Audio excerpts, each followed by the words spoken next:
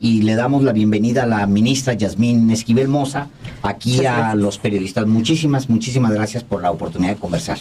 Al contrario, muchas gracias a usted, Alejandro, Fabricio, por invitarme a este encuentro de los periodistas en este programa. Y bueno, pues aquí estamos para platicar acerca de la importante reforma al Poder Judicial Federal. Hay un momento en el que todos nos imaginamos que la reforma iba a ser, pues ya el próximo año salen todos los jueces, todos los magistrados, todos los ministros, y pues suena muy padre, digamos, la idea de hacer esta reforma de golpe, porque pues sí, ese es el espíritu, digamos, original del presidente López Obrador, pero o sea, también ya analizándolo, se antojaría riesgoso en el sentido de todos los casos que hay, ministra.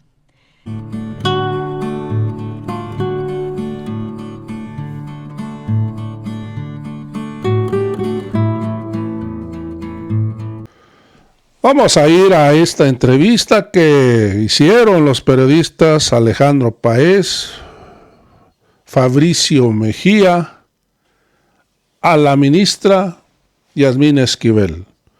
Como debemos de recordar, Yasmín Esquivel era una ministra propuesta para ocupar la presidencia de la Suprema Corte de Justicia de la Nación, pero Claudio X González, junto con el PRI, el PAN, televisoras y la radio, le hicieron una campaña en contra para que no llegara a ocupar la presidencia de la Suprema Corte, porque todos los de la derecha decían que estaba con la Cuarta Transformación. Amigos y amigas, y ya conocemos el desenlace, queda Norma Piña, una aliada a la derecha. Hoy la Suprema Corte de Justicia ha convertido en un brazo político del PRI y el PAN. Además está al servicio de la delincuencia organizada y la delincuencia de cuello blanco. Hay que recordar que descongela cuentas a delincuentes, suelta delincuentes, ampara delincuentes, y el pueblo de México sin justicia. Hay mexicanos inocentes que están en la cárcel por años y años y no hay una sentencia, porque no tienen los millones de pesos que tienen los delincuentes de cuello blanco y los delincuentes del crimen organizado. El Poder Judicial al servicio de los que más tienen. Amigos y amigas, vamos a ir a esta interesante entrevista. Ya escuchamos el intro donde Yasmín Esquivel nos explica cuál sería la mejor forma para elegir a los jueces, a los ministros por voto popular. Vamos a ir al video. Y le damos la bienvenida a la ministra Yasmín Esquivel Moza, aquí a los periodistas. Muchísimas gracias por la oportunidad de conversar. Al contrario, muchas gracias a usted, Alejandro, Fabricio, por invitarme a este encuentro de los periodistas en este programa. Y bueno, pues aquí estamos para platicar acerca de la importante reforma al Poder Judicial Federal. Hay un momento en el que todos nos imaginamos que la reforma iba a ser, pues ya el próximo año salen todos los jueces, todos los magistrados, todos los ministros, y pues suena muy padre, digamos, la idea de hacer esta reforma de golpe, porque pues sí, ese es el espíritu, digamos, original del presidente López Obrador, pero o sea, también ya analizándolo, se antojaría riesgoso en el sentido de todos los casos que hay, ministra. Pues mire, yo creo que esto parte de un diagnóstico social, de un diagnóstico a los mexicanos, donde se advierte que no hay justicia, que no hay un sistema de justicia que el día de hoy sea cercano a la gente, donde se pueda advertir que el ciudadano se encuentre cerca de sus jueces y que pueda plantear sus temas de manera libre, ordenada, eficaz, y eso el ciudadano no lo advierte. La procuración e impartición de justicia es un valor fundamental, un servicio del Estado de la mayor calidad, y hoy por hoy el diagnóstico nos arroja que esto no se da. Los mexicanos no sienten que la justicia esté cerca de ellos, que haya justicia. Y en ese sentido creo yo que fue muy importante, relevante, necesaria la propuesta del señor presidente Andrés Manuel López Obrador el pasado 5 de febrero, en donde plantea él una nueva integración, una nueva forma de elegir a los jueces, una nueva forma de designar a los jueces, a los magistrados y a los ministros. Entonces, también hay otro tema que es fundamental en este sentido. Hoy, justamente hace 6 años, el 1 de julio de hace 6 años, pues efectivamente, como ustedes han dado cuenta aquí, se ganó por primera vez un gobierno de izquierda, un gobierno que atiende a los mexicanos, que atiende a los ciudadanos, y creo que esto es fundamental, y la justicia no está alejada de ese reclamo social que se dio hace 6 años. El señor presidente plantea esta propuesta el pasado 5 de febrero, y hay también otro ingrediente político, el 2 de junio. El 2 de junio en las urnas, la mayoría de los mexicanos votaron por un plan C. Y ya no podemos ponernos una venda en los ojos y decir que la reforma al Poder Judicial no va, porque los mexicanos votaron porque haya una reforma al Poder Judicial. Y pues en este sentido, no podemos hoy dar marcha atrás a un reclamo social, a una determinación en las urnas y a una posición que ya se planteó claramente y que es necesario avanzar en ella. El voto del 2 de junio lo que hace en los hechos es darle el carácter de constituyente al Congreso y decir, pueden reformar la Constitución y les estamos dando todo para que ustedes lo hagan. Y ahí entra, digamos, el Poder Judicial. No en balde, ustedes, los ministros, van al Legislativo para discutir la propuesta del Ejecutivo, que eso nunca había pasado. Pues efectivamente ya hay una nueva realidad social. El 2 de junio hay una mayoría calificada que dieron los ciudadanos al partido político de Morena para que haga realidad estos reclamos sociales. Ahora bien, la responsabilidad pues es aún mayor. La responsabilidad para la mayoría calificada en función de qué va a hacer con este tema y con esta iniciativa tan importante que presentó el señor presidente. Entonces, el legislativo, a través de la Comisión de Puntos Constitucionales de la Cámara de Diputados, ha planteado los diálogos nacionales para la reforma al Poder Judicial Federal.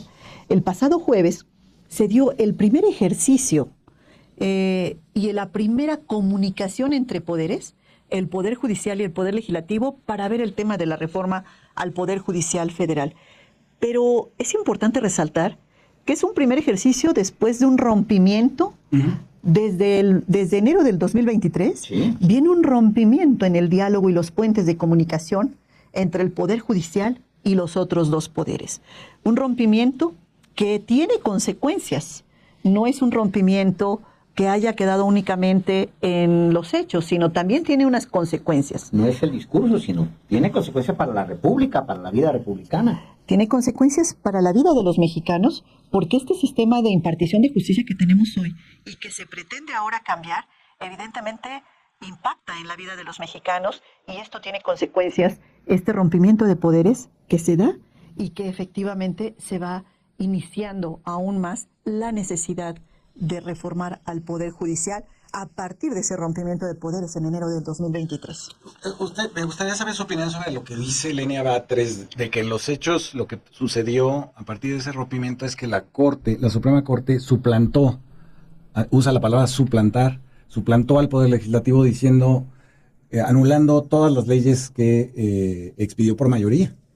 Pues efectivamente se ha dado una situación donde muchísimos de los asuntos que se plantean como reformas importantes para el gobierno del presidente López Obrador se invalidaron por la Corte. En algunas ocasiones en un exceso de facultades, en otras ocasiones en una suplantación o finalmente por una interpretación distinta entre los ministros sobre si está pegado o no a la Constitución. Hoy podríamos poner varios ejemplos. A lo largo de estos 5 años que he estado en la Suprema Corte de Justicia de la Nación, he advertido que se dan cantidad de asuntos donde son planteamientos que tienen que ver con el programa de gobierno, con lo que es el proyecto del presidente Andrés Manuel López Obrador, y la Corte invalida esos posicionamientos por criterios jurídicos, o bien por excesos, o bien por una suplantación. Entonces, depende de cada uno de los temas y los asuntos, se van dando este tipo de situaciones. Pero regresando al tema de la reforma al Poder Judicial Federal, se da este ejercicio y a mí me parece importante que se haya dado una mesa donde estamos sentados los 11 ministros y tuvimos la oportunidad de que fuéramos escuchados por los coordinadores parlamentarios de la JUCOPO, por los integrantes de la Comisión de Puntos Constitucionales, y cada uno de nosotros planteó cómo ve el proyecto de iniciativa del presidente de la República al Poder Judicial Federal que se presentó el 5 de febrero. Usted dice claramente en su intervención, dice, el mandato de las urnas, dice usted, es claro. Podemos ponernos una venda en los ojos ante una nueva realidad social que hoy nos tiene aquí sentados, dice usted. Esta realidad impone el deber de impulsar los cambios que sean necesarios y entre ellos no puedo dejar de considerar tomar acciones para la elección de los juzgadores como una medida entre varias que permitan recobrar la confianza ciudadana. Luego, dice usted, la impartición de justicia es una función esencial del Estado mexicano. Requerimos jueces por elección popular. Sí. Y que quienes participen cuenten con la preparación jurídica y el conocimiento de las materias sobre las cuales van a juzgar. Enseguida usted propone lo siguiente, dice, la elección progresiva sobre la que gira mi propuesta, y luego ya va usted hablando sobre esta forma escalonada. Me gustaría mucho que la explicara, porque ya viéndola, quizá los mexicanos en la propuesta, y considerando, también deben ustedes saber, que la ministra Yasmín Esquivel Moza llegó a propuesta del presidente López Obrador. Es decir, si van a buscar ustedes una propuesta al legislador que concilie el deseo del presidente, va a ser pues de la ministra y de quien él ha propuesto. Entonces, me gustaría mucho que me explicara por dónde quiere que empecemos, ministra, para ver esta manera progresiva. Mire, respondiendo a este mandato popular, sí, respondiendo esta garantía de independencia que deben tener cada uno de los integrantes del Poder Judicial Federal, yo planteo 7 puntos centrales en esta propuesta de reforma al Poder Judicial. La primera, es innegable ya el voto popular, que todos los integrantes de la Suprema Corte, todos, y el nuevo Tribunal de Disciplina Judicial sean electos por voto popular. Aquí tenemos que actualmente son 11 los integrantes de la Suprema Corte de Justicia de la Nación y se disminuirían a 9. Es la propuesta del señor presidente, que me parece muy adecuada. Luego, la creación de un Tribunal de Disciplina Judicial integrada por 5 personas también electas popularmente. Esta sería nuestra premisa. La segunda sería una sustitución progresiva de jueces, juezas, magistrados por elecciones cada 3 años. ¿Por qué lo planteo de esta manera? Porque hoy tenemos 1,653 jueces y juezas magistrados federales y la idea es que cada 3 años se vaya renovando únicamente las plazas que queden vacantes. Esto nos permitirá 2 cosas. Una, no terminar con un sistema de justicia que está funcionando el día de hoy de la noche a la mañana y sustituirlos de manera sucesiva, escalonada, progresiva cada 3 años. Y que esta sustitución sea únicamente en las vacantes. Tendríamos un promedio de 300 a 350 plazas cada 3 años. De jueces y magistrados. De jueces y magistrados federales que sucesivamente estaríamos concluyendo con la implementación en cerca de 15 años. Y le voy a... Sí, Alejandro. ¿Le parece que vayamos? Porque yo creo que aquí es donde vale la pena ver la línea de tiempo que usted propone. Porque en la línea de tiempo, pues sí, en septiembre nos va a tocar, y ya irrevocable que los mexicanos así lo decidieron, y el plan C se va a discutir en septiembre, que entra la nueva legislatura y todavía está el presidente López Obrador. Usted ahí plantea, bueno, el inicio de la aprobación de la reforma constitucional. Para 2025, usted plantea una primera elección, ministra. Efectivamente, la reforma constitucional se daría en el mes de septiembre próximo de este año 2024. La primera elección sería el 23 de marzo, domingo 23 de marzo, con la elección de todos los integrantes de la Corte, los integrantes del Tribunal de Disciplina Judicial y 300 jueces y magistrados vacantes que por renuncia, muerte, retiro o cualquier otra causa se encuentren disponibles las plazas, se encuentren vacantes. Y así sucesivamente nos iríamos cada 3 años hasta concluir en 2037 la totalidad de los 1,653 y cumplir a cabalidad y al 100% este mandato popular que nos han dado los ciudadanos. Nos han dado, hablo como mexicanos, han dado los mexicanos, hemos dado para que se cumpla este mandato popular. Ahora, ¿por qué planteo una reforma progresiva? Mire, Alejandro, recordarán ustedes que tuvimos la reforma penal, la reforma al nuevo sistema adversarial, el nuevo sistema oral. Así es. En aquella reforma tardamos 8 años en su implementación de esa reforma penal. 8 años y aún estamos por llevar a cabo el diagnóstico de las fallas que tiene el sistema penal adversarial, el sistema oral 8 penal. años para echarlo a andar. 8 años se tardó este sistema en implementarse. Luego tuvimos el sistema laboral, la reforma laboral, que lleva actualmente ya 4 años, Fabricio. 4 años que se echó a andar y todavía no concluimos. Y todavía no concluye, ustedes recordarán en los estados. Le pongo otro ejemplo histórico, digamos, la reforma agraria. ¿Cuántos años tardó esa reforma, que es una reforma, además, como esta? Fuimos el primer país que implementó una reforma agraria de ese tipo en 1917 con la Constitución y tardó, décadas.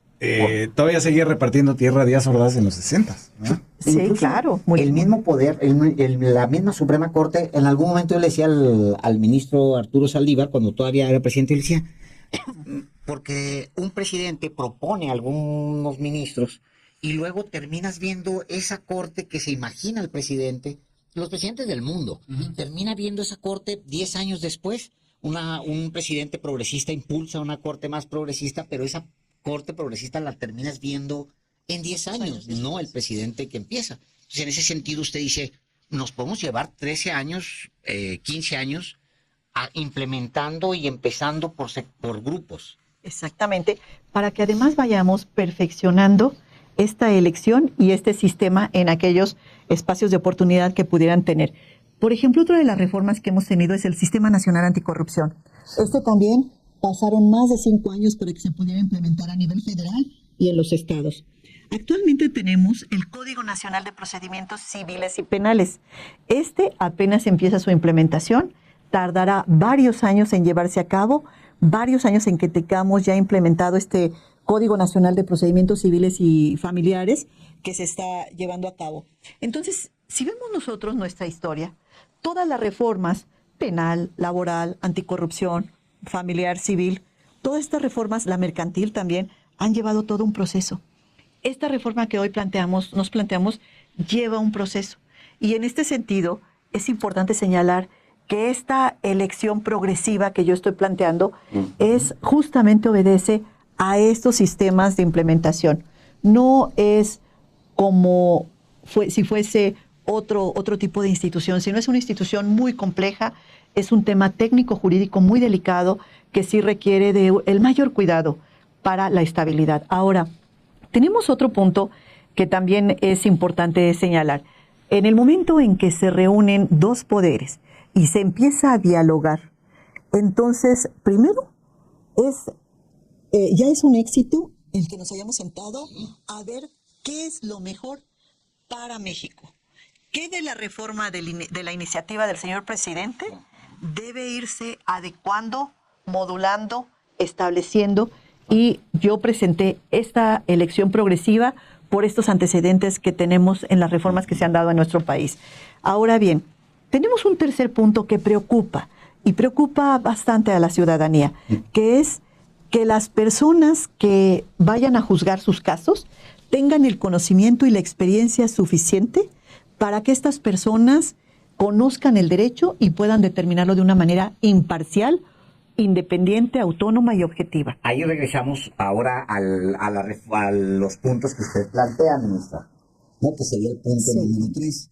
Garantía de idoneidad, dice usted, y excelencia de los perfiles de las y los usuarios.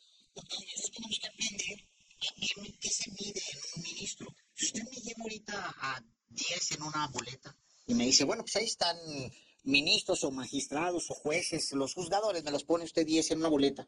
Yo, Alejandro, no voy a saber pues, qué le mido, cómo se le mide a un juzgador, en qué me tengo que fijar. Eso es lo que usted plantea aquí. Exactamente. Yo estoy planteando un comité técnico de evaluación que está integrado por los 3 poderes, por el Poder Ejecutivo, Legislativo y Judicial, y que estos 3 poderes, 2 personas de cada uno de los poderes, integren este comité técnico de evaluación. ¿Y cuál es el objetivo? Que este comité expida el certificado de idoneidad para que la persona que está concursando, que aspira, que acudió a esa convocatoria y que aspira a ser juez, tenga los conocimientos suficientes, pero en la materia que va a juzgar. Es decir, una primera criba, porque hay que cribar, digamos, son muchos, entonces hay que expedir, digamos, hacer una primera criba y presentar los primeros que pudieran pasar para, digamos, para la elección. A eso se Exactamente, referiría Alejandro, la garantía. que tengan la seguridad, este comité técnico de evaluación, que la persona si va a participar para ser candidato a juez penal, pues conozca penal.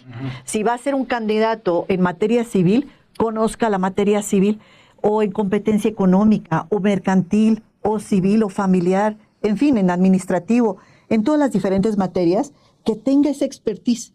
No es lo mismo, por ejemplo, en la parte médica, un cardiólogo, que un dermatólogo o que un geriatra, que en la parte judicial no es lo mismo un penalista, un civilista, un mercantil, un abogado en materia mercantil o administrativo. Entonces, aquí la idea de esta Comisión Técnica de Evaluación es que analice que las personas que aspiran tengan la idoneidad adecuada a través de este certificado de idoneidad, certificado de que cubre el perfil, que cubre los requisitos, que tiene la certificación en la materia. Esta ya será una tarea que realice este comité para que las personas que participen tengan la idoneidad. Entonces, ¿cuál es la garantía?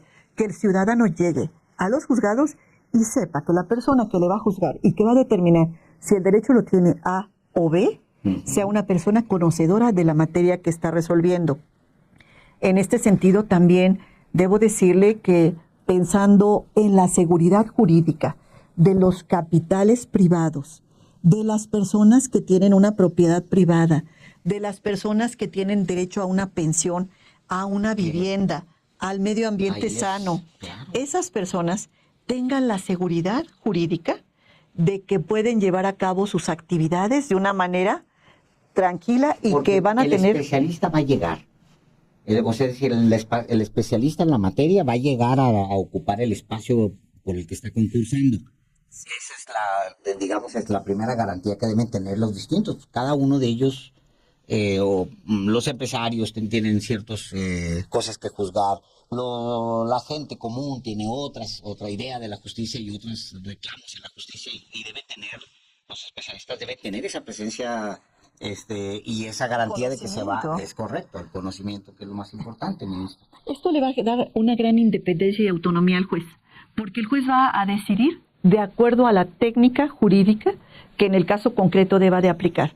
Va a revisar los precedentes del derecho internacional, va a analizar la legislación, por supuesto, de nuestro país, la Constitución, las leyes que derivan de la Constitución, y va a determinar lo que en su caso corresponda. Esto le va a dar una gran tranquilidad también tanto a las personas que tienen recursos, a los de clase media, a las personas con escasos recursos económicos, a todos. La idea es darle seguridad a todo nuestro país, no nada más a un sector, sino a todo el país, pueda tener la tranquilidad de que tiene jueces con excelencia en sus perfiles. Eso vamos en el punto número 3. Después tenemos el punto número 4, de los 7 que estamos presentando, que estoy yo presentando. El punto número 4 es el respeto a los derechos laborales. Ya la iniciativa del señor presidente, en su artículo 10º transitorio, ya establece el derecho de los trabajadores que están en este momento, los más de 50,000 trabajadores que tiene el Poder Judicial Federal, ya está estableciendo la garantía de sus derechos laborales. Es importante que un gobierno progresista, un gobierno que protege los derechos de las personas, también haya cuidado en su artículo 10º transitorio el respeto a todas las personas en sus derechos laborales. Si vamos a la elección progresiva y únicamente de las vacantes, se estaría respetando el derecho de jueces y magistrados. Y en la manera en que sucesivamente vayan quedando estas vacantes, se va eligiendo popularmente el cubrir las mismas. Entonces, el respeto a los derechos laborales nos parece fundamental. Fundamental, ya que si nos hemos dedicado a impartir justicia en materia laboral, con mayor razón, cuidar que los derechos laborales adentro de la casa también se estén dando. En ese sentido, digamos que incluso el mensaje de la presidenta, ministra presidenta, pues venía en ese sentido de decir, oigan, estemos muy atentos. Yo la sentí medio alarmista, atendiendo a un sector que sí está preocupado al interior del Poder Judicial. La idea es respetar esos derechos. Claro.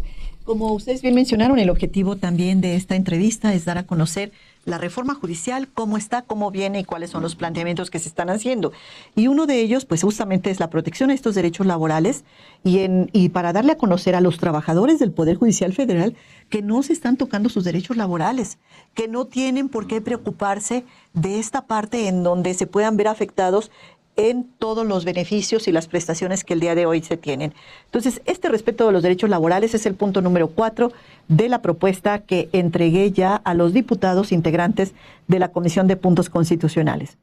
Después venimos con un quinto asunto que es fundamental, ustedes lo han comentado en varias ocasiones, ustedes han platicado aquí, Fabricio, de la paridad de género, Sí. Hemos hablado de la legislatura de la paridad, del gabinete paritario. Así es. Ha sido preocupación del sexenio, digamos, también es un sexenio que ha tenido una preocupación de paridad. Bueno, y nada menos que tendremos a la primera mujer presidenta. En América del Norte.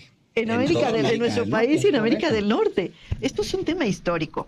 Ahora bien, en el Poder Judicial Federal es el único de los 3 poderes que Sí, no tenemos que paridad. no tiene paridad, Tenemos es un correcto. promedio del 25% en juezas y magistradas, mujeres.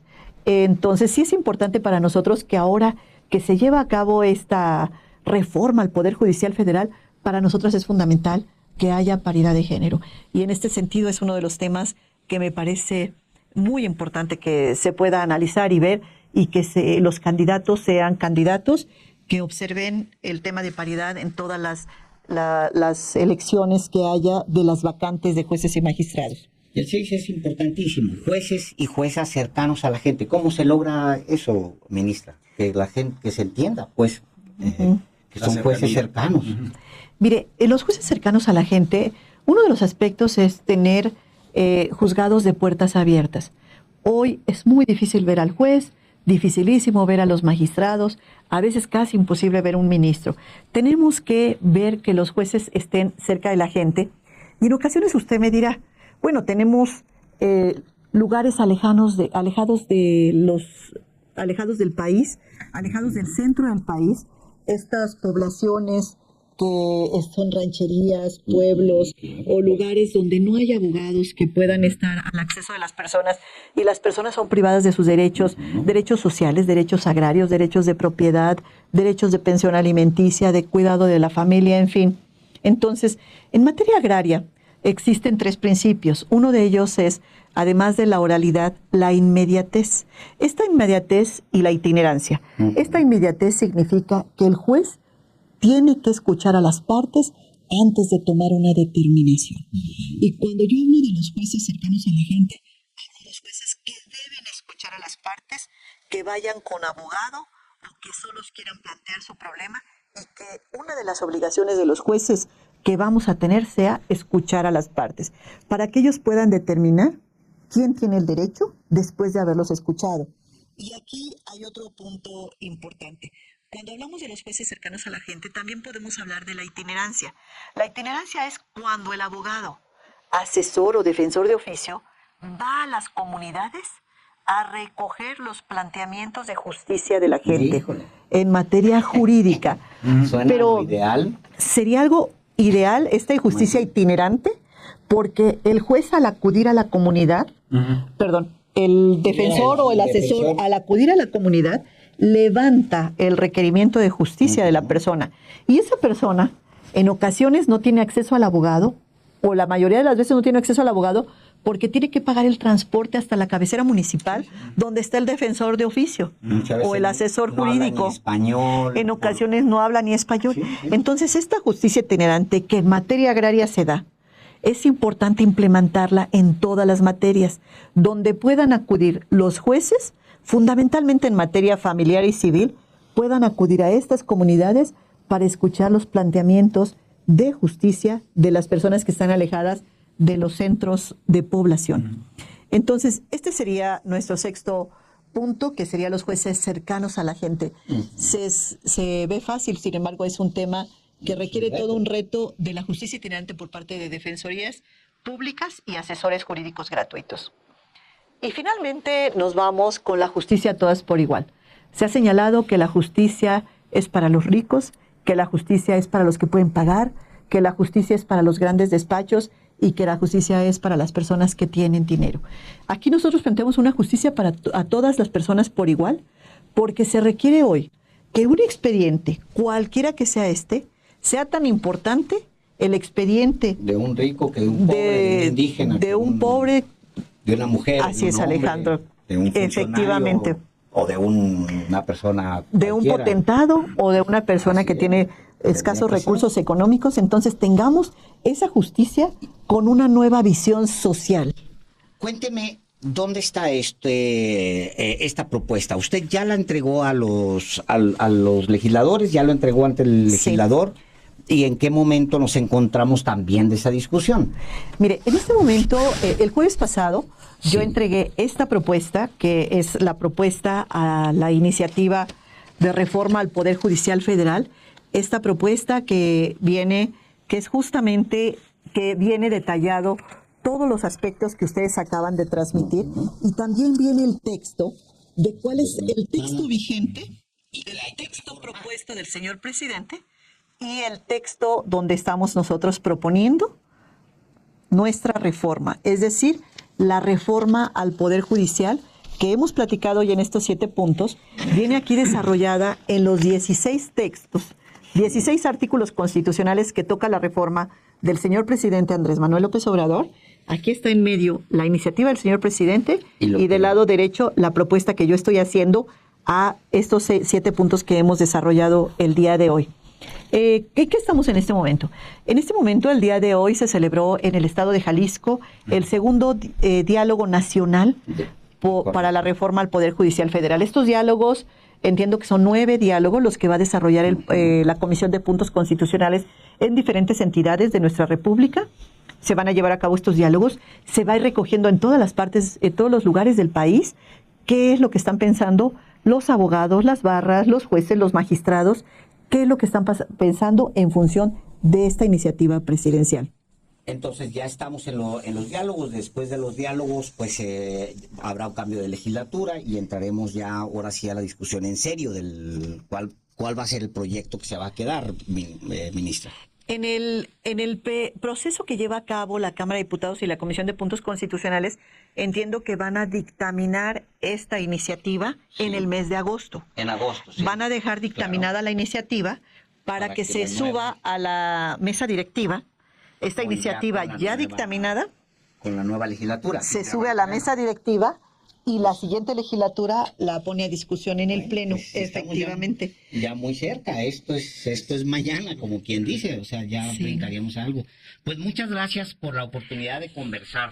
Alejandro, Y muchas gracias por la gracias. oportunidad de decirle al auditorio qué es lo que Gracias, viene. Fabricio. Lo más gracias, importante es socializar la iniciativa, Y discutirla. pensar en qué consecuencias, qué periodos, qué plazos tiene todo esto, porque si de repente decimos que se elija, ¿no? Y entonces necesitamos ver qué Ponerle, plazos, claro. ¿no? Exactamente, Fabricio. Yo deseo agradecerles a ustedes, Fabricio, a usted, Alejandro, a los Gracias a periodistas, usted. este programa, el poder tener la oportunidad de platicar con su auditorio y conversar acerca de esta iniciativa tan importante, que el objetivo es recuperar la confianza ciudadana y que tengamos jueces de excelencia. Muchísimas gracias por su Gracias a atención. usted. Gracias. Vamos a un Fabricio, corte. gracias.